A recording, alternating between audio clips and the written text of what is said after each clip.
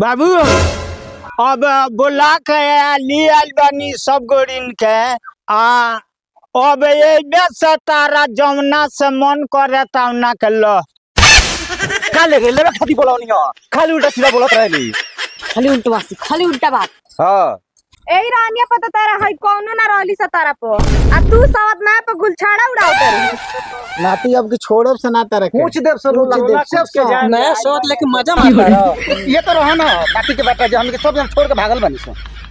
खतिया पे कोदो दर से कोद दे कौन कमी बा हमनी में पापा जी हमें राव इज्जत करतै सो ना तो बुढ़ा उतार है मोछिया दड़िया उखाड़ के मरती स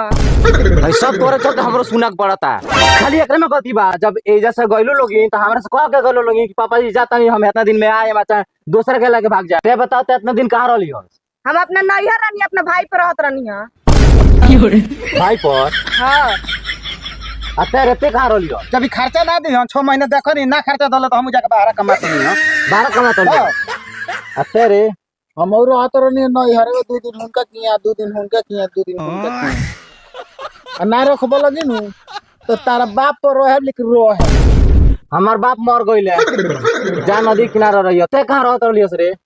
अब हमरा का नहियो चौपा दो नहीं अब माई बाप कितना खर्चा दी तो अब लास्ट में कुरकुरा बेच के अपन गोरो चलावत रहनी का करी सो देखबो तारो क्या रे हमरा के ना छोड़ के चल गनी त हमरा के मौन से चाली बजा मोगन साथ रह लगता ता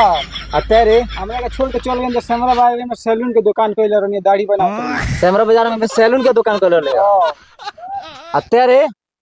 हम एही दिन रहत रहनी हां अच्छा तो हम भुलाइयो गनी के चक्कर में भाई सब तोरे कारनामा हटे देख क्या कह तरी सो